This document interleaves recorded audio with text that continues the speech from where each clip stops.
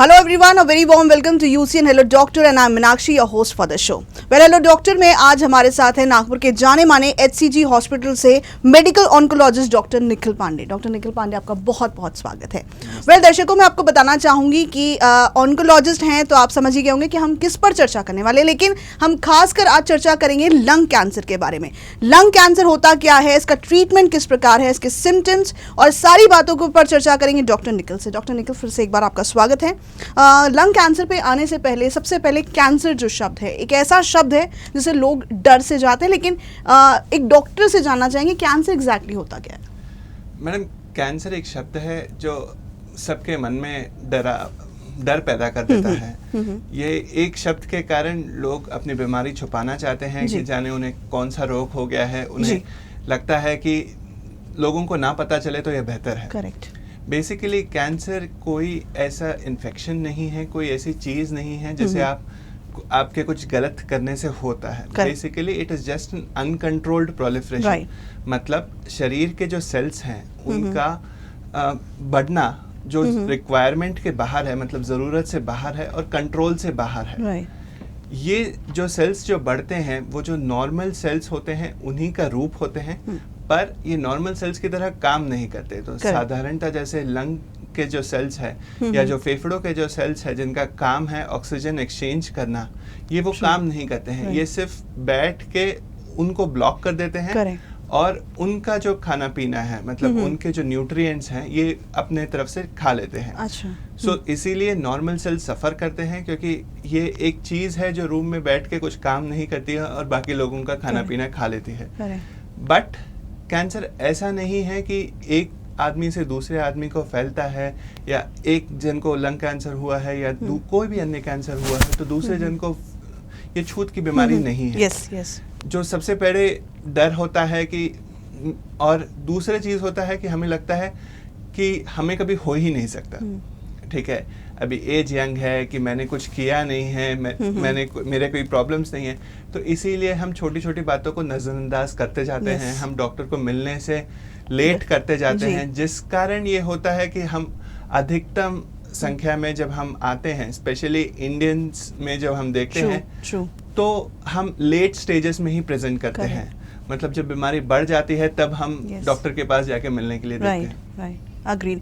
दर्शकों, ये हमेशा से हम इस पर चर्चा करते हैं कि कहीं ना कहीं आई विल अग्री कि कहीं ना कहीं अब जागरूकता फैल गई है, तो आप शायद एक अपना एनालिस करके गूगल करके बहुत सी चीज़ों को खुद को ट्रीट करने की कोशिश करते हैं, लेकिन ये जो सब्जेक्ट है ये बहुत सीरियस है।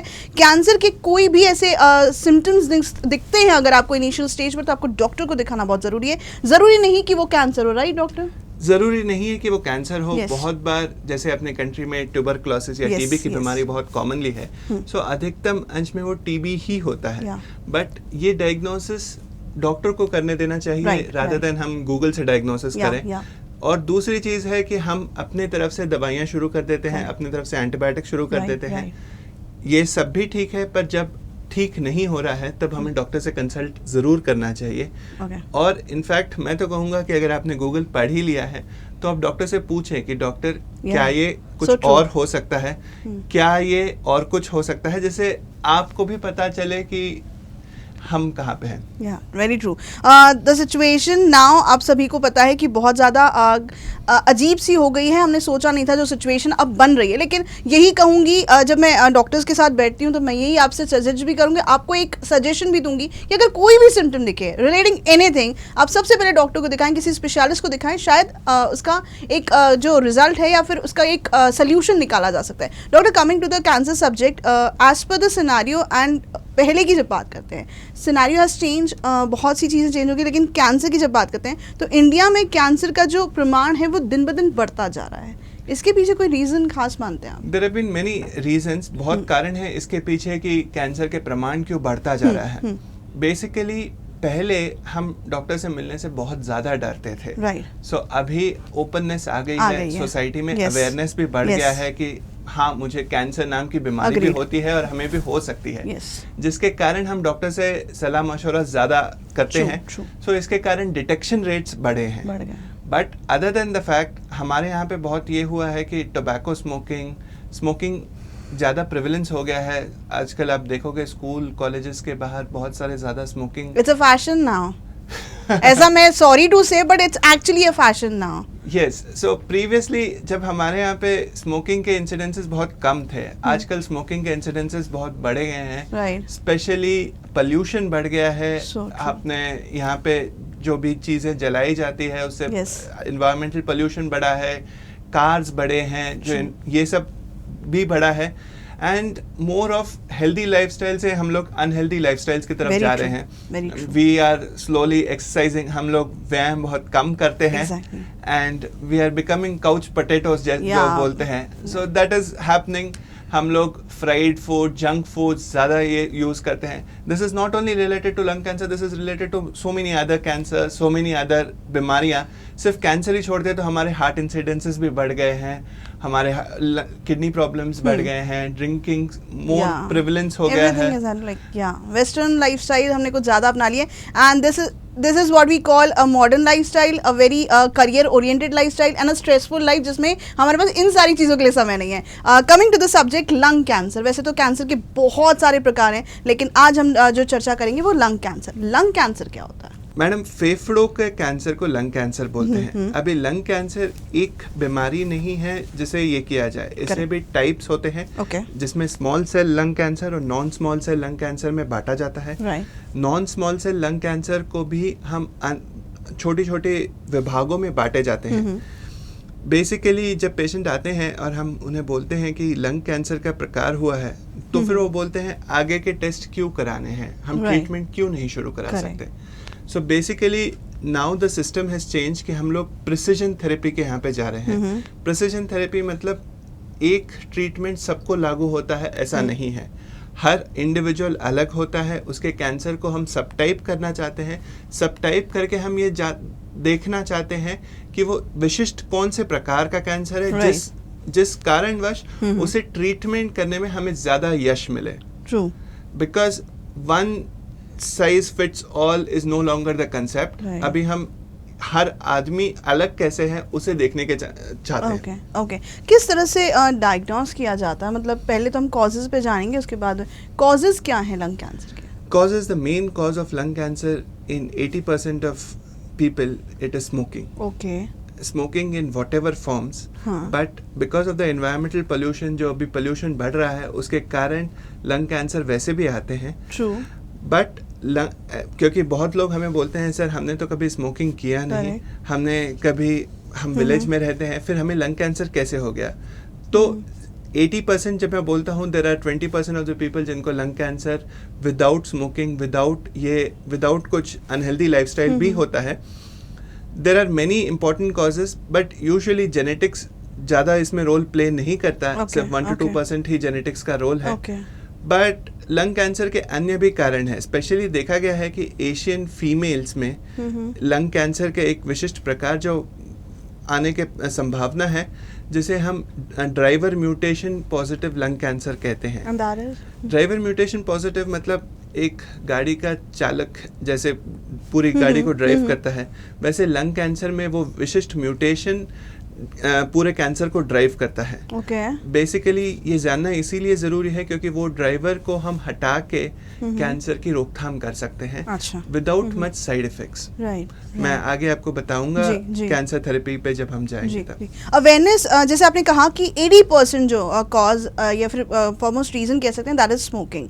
अवेयरनेस काफ़ी बढ़ गए हैं. कहीं ना कहीं स्मोकिंग के स्टफ पे भी इतनी भयानक चीज़ें दिखाई जाती हैं, लेकिन फिर भी वो अवेयरनेस पता नहीं क्यों लोगों में अंदर नहीं आ रहा है. लेकिन मैं आपसे ये चीज़ पूछना चाहूँगी कि जो यंग जनरेशन है वो स्मोकिंग की तरफ बहुत ज़्यादा बढ़ती जा रही है, तो क्या एक एज लिमिट पे आके ये चीज़ें इफ़ेक्ट करती हैं या फिर अर्ली स्टेज पर भी स्मोक अगर कोई स्टार्ट करता है तो इफ़ेक्ट करता है lung?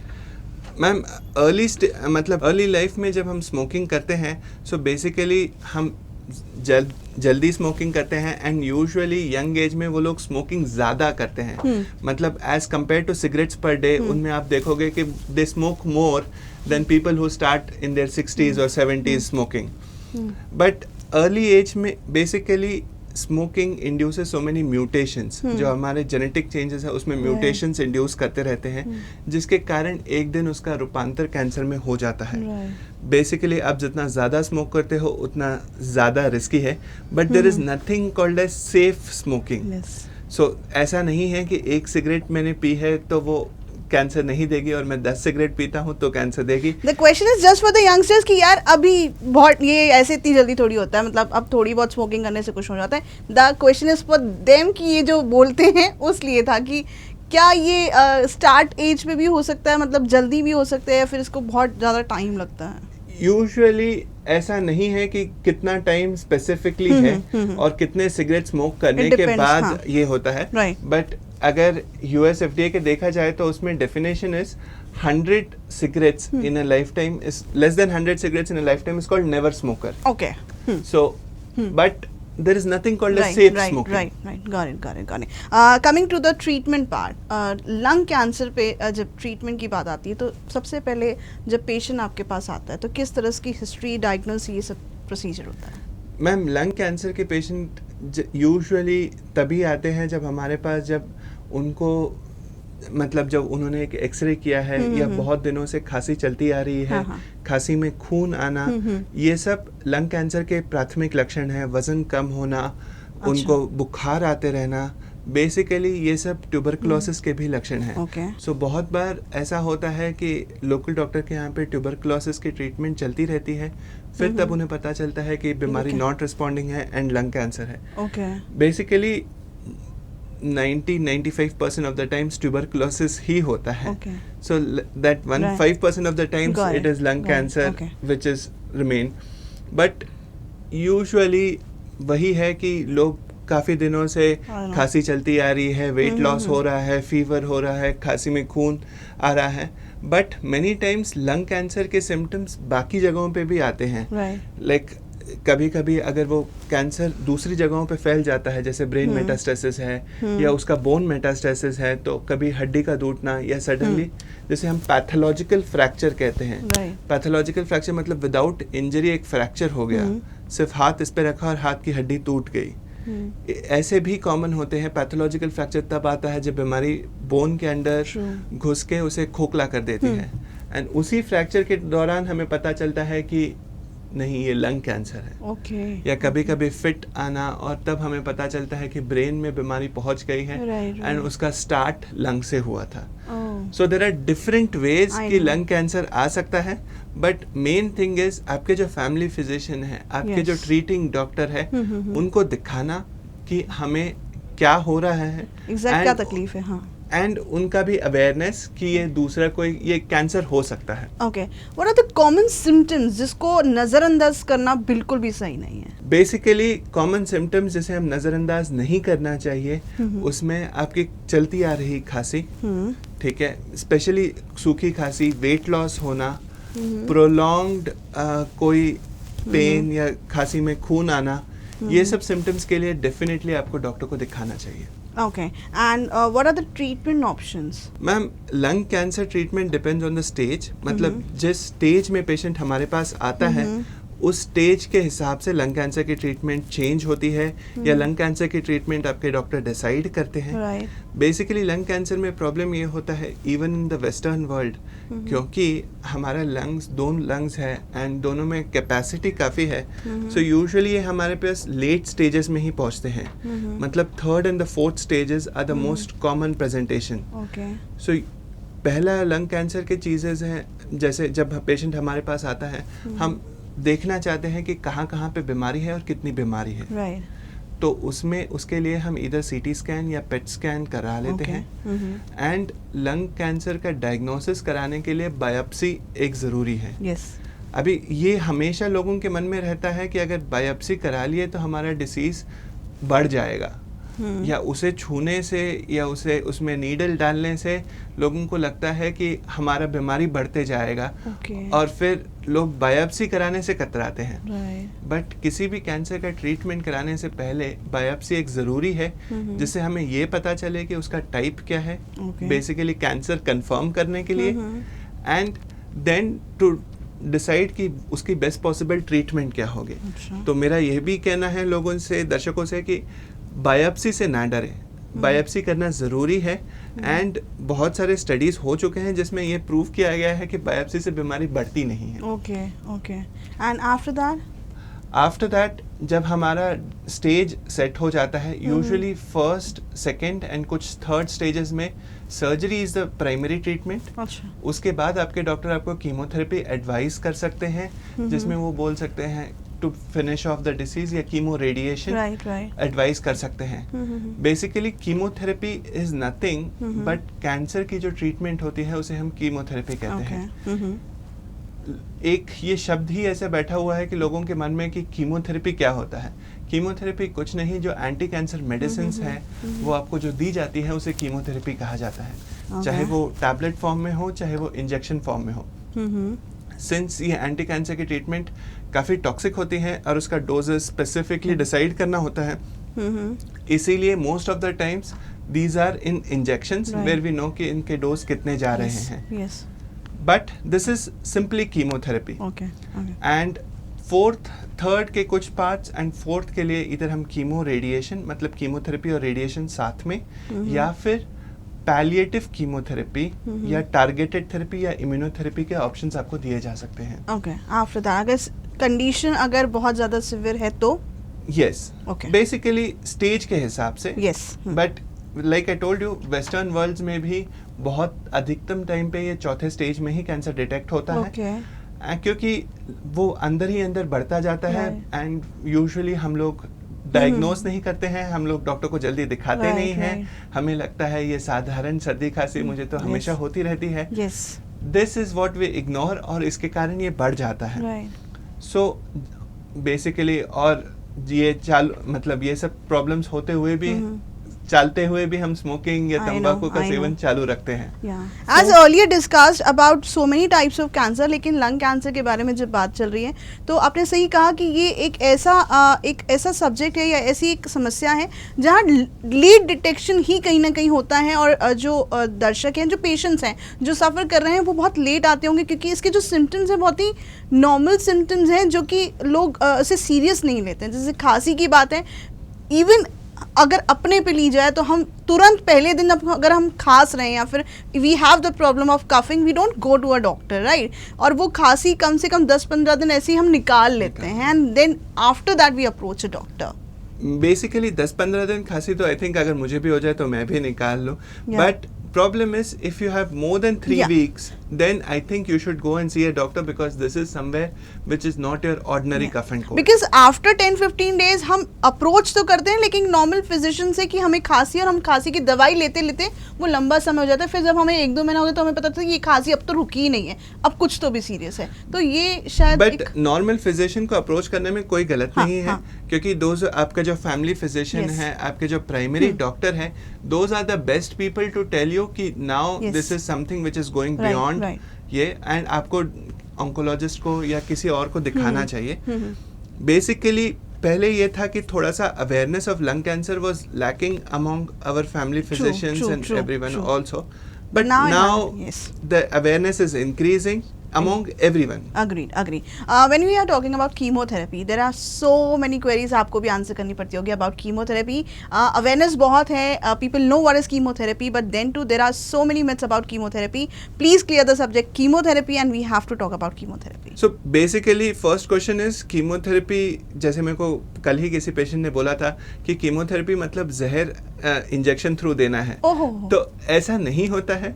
It is not something which is ये, बट कीमोथेरेपी इज बेसिकली एक आर्मी जो जाके बीमारी से लड़ेगी। सो प्रॉब्लम इज जब वो गंदे सेल से लड़ती है, मतलब कैंसर सेल से लड़ती है, वो उनको मार गिराते हैं, उससे साइड इफेक्ट्स बहुत कम होते हैं। बट जो नॉर्मल सराउंडिंग सेल्स, जो नॉर्मल सेल्स होते हैं, उनको जो डैमेज पहुंचता है, दैट इज वेयर हम उनको साइड इफेक्ट्स होते हैं, जो बाकी के जो हम चीज़ें देखते हैं। But basically chemotherapy is something which needs to be given precisely and under proper guidance, जिससे उनके साइड इफ़ेक्ट्स मिनिमम हो। आपके डॉक्टर आपको पहले से एक्सप्लेन करें कि इनके ये साइड इफ़ेक्ट्स आने वाले हैं और उस तरह से आपको ट्रीटमेंट दिया जाए, जिस तरह से पेशेंट्स को भी सिक्योर होते हैं कि but under proper guidance chemotherapy is not so toxic, definitely कोई जहर नहीं है। And only thing is since उन्हें कैंसर सेल्स को मार गिराना है, नॉर्मल सेल्स भी थोड़े से होते हैं जिसके कारण जो साइड इफ़ेक्ट्स हमें दिखते हैं वो होने वाले हैं। Any more such things we have to talk about chemotherapy? It should be it's like हमें दूसरी चीज़ है कि हमेशा आईवी ही देना है, मतलब इंट्रावीनस या सलाइन थ्रू ही देना है। ऐसे नहीं है, कोई टैबलेट फॉर्म ऑफ कीमोथेरेपीज भी आ गए हैं जिसे हम टैबलेट्स भी दे सकते हैं। सो आपके डॉक्टर डिसाइड करेंगे आपके बीमारी के लिए कि कौन सी प्रकार की कीमोथेरेपी देनी है। हर कीमोथेरेपी से बाल नहीं जाते, तो ये सच नहीं है कि कोई भी कीमोथेरेपी लिया तो बाल जाते हैं। अनदर मिथ इज कीमोथेरेपी से बीमारी बढ़ती है। डेफिनेटली कुछ सेल्स कीमोथेरेपी लेने के बाद भी बच जा सकते हैं जो वापस आ सकते हैं, बट डेफिनेटली डॉक्टर आपको कीमोथेरेपी बीमारी कम करने के लिए दे रहा है, ना कि बढ़ाने के लिए। कीमोथेरेपी इतनी ज़्यादा तकलीफदायक होती है कि ना लिए हुई ठीक है, ऐसा कुछ नहीं है। बहुत सारे कीमोथेरेपी से लाइफ अच्छी होती है, तकलीफ़ें कम होती हैं। बेसिकली हमारे दो इंटेंशंस रहते हैं, एक तो क्वालिटी ऑफ लाइफ मेंटेन रखे रहना and then quantity of life बढ़ाना।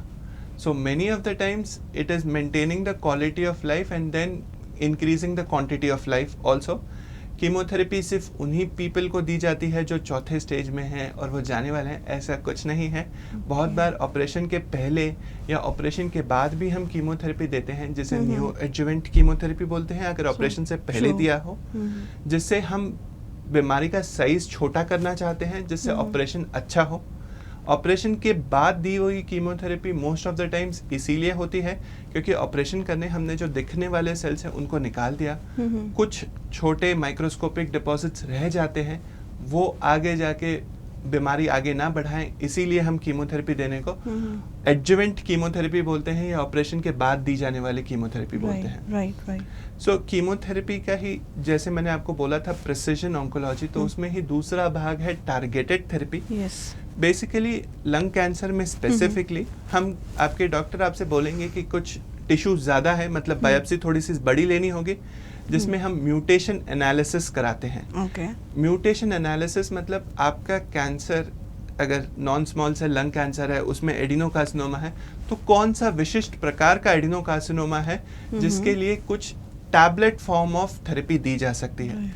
These tablets are simply like sugar या बीपी के जैसे हम दिन में 1 या 2 टैबलेट लेते हैं, सेम वैसे ही टैबलेट्स, एंड उससे बीमारी काफ़ी अरसे तक काफ़ी अच्छे से कंट्रोल होती है with very less side effects. The basic thing is they only target the driver, मतलब ये जो म्यूटेशन जो बीमारी को आगे बढ़ा रही है उसे टारगेट करके बीमारी को कम करने की कोशिश की जाती है। So this is the new thing in lung cancer, जिसमें ऐसा नहीं है कि हर लंग कैंसर को हम इंजेक्शन या कीमोथेरेपी ही देते हैं। हम बहुत बार टारगेट म्यूटेशन ढूंढने की कोशिश करते हैं, जिसे ढूंढ कर हम वो टारगेट को टारगेट के लिए दवाई दे के उसे अच्छे से कम किया जा सकता है। Targeted therapy is a new therapy, right? New treatment. Targeted therapy is a treatment option जो साधारणतः पिछले 10 साल 15 साल में ज़्यादा विकसित हुआ है।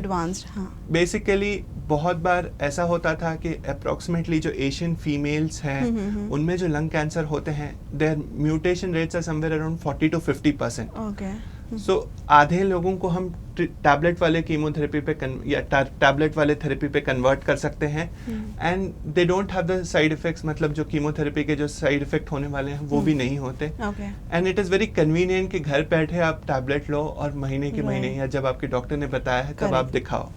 It is as good as sugar या बीपी के पेशेंट्स। अभी जो नई थेरेपी आई है इसमें जो एडवांस हुआ है, तो जिनमें टारगेटेड थेरेपी नहीं दी जा सकती, और जो टारगेटेड थेरेपी देने के बाद भी बीमारी कभी ना कभी जब बढ़ती है तो उसमें हम इम्यूनोथेरेपी का ऑप्शन आता है। सो प्रीवियसली इम्यूनोथेरेपी सिर्फ साधारण नॉर्मल कीमोथेरेपी फेल होने पे या टारगेटेड थेरेपी फेल होने पे ऑप्शन था। अभी हम कुछ विशिष्ट टेस्ट और भी करते हैं Okay. जिसमें हम देखना चाहते हैं कि इम्यूनोथेरेपी फर्स्ट टाइम से ही दी जा सकती है या नहीं। ओके इम्यूनोथेरेपी मतलब बेसिकली हमारे बॉडी के इम्यून सेल्स को डेवलप करना ताकि वो जाके कैंसर सेल्स से लड़े। ओके सो इसमें 2-3 बेनिफिट्स ज़्यादा हैं। इसमें साइड इफ़ेक्ट्स बहुत मिनिमल होते हैं। राइट इसमें इतनी परेशानियां नहीं होती जो स्टैंडर्ड कीमोथेरेपी से हो रही हैं, या Okay. उल्टी, दस्त या बुखार, ये सब आना बहुत मिनिमल होता है।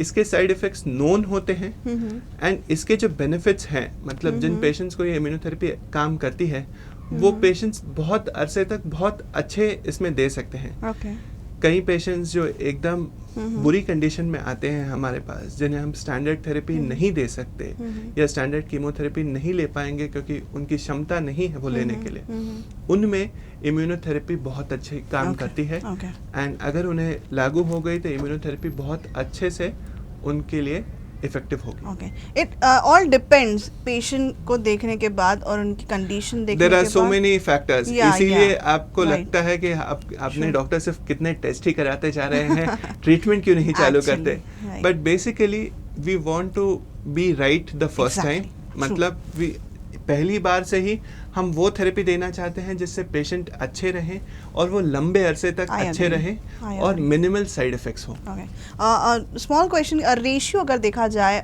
मेल एंड फीमेल का, तो लंग कैंसर में रेशियो किसका ज्यादा है? बेसिकली स्मोकर्स मेल्स ज़्यादा होते हैं, बट आजकल But now time females has changed, yeah. yeah, female smoking has also increased. Basically smoking is more, मतलब अगर लेडीज में देखा जाए तो उनमें smoking is more harmful than males. Okay. So ladies में स्मोकिंग का प्रमाण बढ़ते हुए लंग कैंसर के प्रमाण भी बढ़ते जा रहे हैं। बट जैसे मैं बोलता हूँ स्पेसिफिकली एशियन फीमेल्स एक पर्टिकुलर सब टाइप है जो Okay. हमारे यहाँ पे जो नॉन स्मोकर्स होते हैं Okay. जिनमें भी लंग कैंसर का प्रमाण ज़्यादा दिखता है। Okay. But most of the times lung cancer is a male disease. Okay lastly आप क्या मैसेज देना चाहेंगे हमारे दर्शकों को? मैं दर्शकों को यही मैसेज देना चाहूँगा, कीप अ हेल्दी लाइफस्टाइल, मतलब स्वस्थ रहें, स्वस्थ जीवन जिए। और स्पेसिफिकली अभी जो टाइम्स चालू हैं, जो कोरोना के टाइम्स चालू हैं, इस बीच मैं जानता हूँ कि कोरोना के टाइम्स हमारे सबके लिए डिफ़िकल्ट है, बट इस बीच हमारी बीमारी हमारे लिए नहीं रुकती है या Correct. कोरोना के लिए नहीं रुकती है। Correct. तो आपको अगर सिम्टम्स हैं, आपको अगर तकलीफ़ें हो रही हैं या ऑलरेडी डायग्नोस हो रखा है, तो प्लीज़ ट्रीटमेंट कराएं ताकि हम ज़्यादा दिन ज़्यादा अच्छे से रह सकें। जी thank you so much doctor Nikhil Pandey, आपकी सारी जानकारी हमारे दर्शकों को जरूर काम आई होगी। तो आज हमारे साथ थे HCG से medical oncologist doctor Nikhil Pande. फिर मिलेंगे किसी और स्पेशलिस्ट के साथ। बस यही कहूंगी कि स्वस्थ रहें, हेल्दी रहें और अपना ख्याल रखें। Stay safe, stay home. Thank you.